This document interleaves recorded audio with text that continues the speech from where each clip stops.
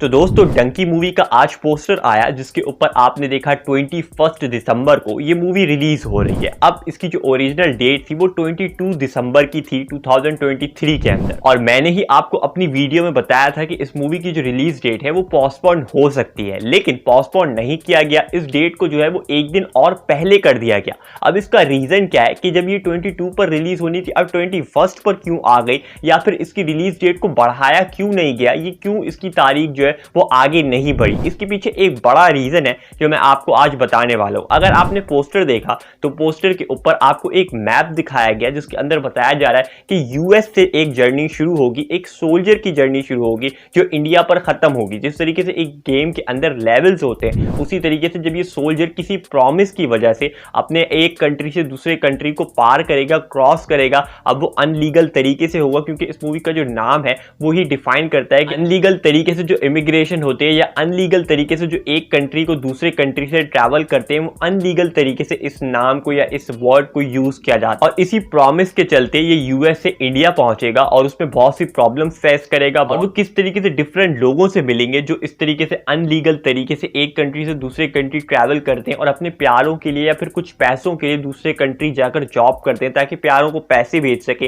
या फिर कोई अपनी डिजायर्स के लिए कुछ लोग जो है वो एक कंट्री से दूसरे कंट्री जाते हैं और वो फंस जाते हैं कुछ एजेंट्स की वजह से, या फिर इस तरीके की बहुत सी प्रॉब्लम्स होती हैं ट्रैवल के पीछे। और इस ट्रैवल के अंदर ही हमारा मेन एक्टर जो है वो बहुत सी प्रॉब्लम्स को फेस करेगा, बहुत सी प्रॉब्लम्स को डील करेगा, और उसी से रिलेटेड कुछ जो है वो मैसेज दिया जाएगा इस मूवी के अंदर। और राजकुमार हिरानी ने अपने नाम को तो पोस्टर पर दिखाया, लेकिन एक्टर का नाम हो या फिर मूवी का नाम हो उसको भी यहां पर नहीं दिखाया है, जो राजकुमार हिरानी के कॉन्फिडेंस को यहां पर दिखाता है कि उनको कितना कॉन्फिडेंट है अपनी स्टोरी पर, अपने टॉपिक पर, जिसकी वजह से जो है उनको किसी भी थर्ड इंसान की जरूरत नहीं है। और अगर आप उस रीजन पर आ जाएं जो मैंने आपको स्टार्ट में बताया था, तो एक रीजन है वो ये है कि ओटीटी के ऊपर इसके डंकी मूवी के जो ओटीटी राइट्स है उसको सेल कर दिया गया है। अब ये जो सेल करने के बाद जो प्रोसेस होता है कुछ हफ्तों का या कुछ महीनों का जो है वो टाइम लिया जाता है, जिसके बाद ओटीटी के ऊपर इस मूवी को रिलीज हो जाना होता है। अब ऐसा ही हुआ है, ओटीटी के जो राइट्स हैं वो जियो सिनेमा के ऊपर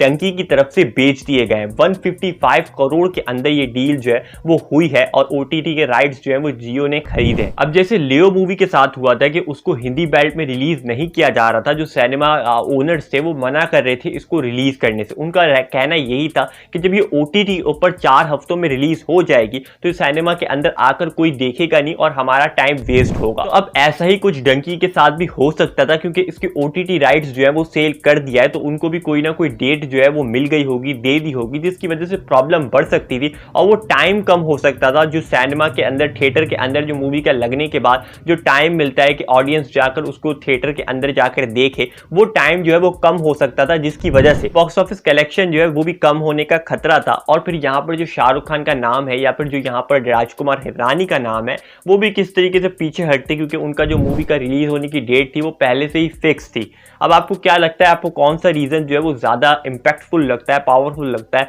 आपको अगर ये वीडियो पसंद आई तो वीडियो को लाइक कर सकते हैं, कमेंट कर सकते हैं, चैनल को सब्सक्राइब कर सकते हैं। मिलते हैं नेक्स्ट वीडियो में।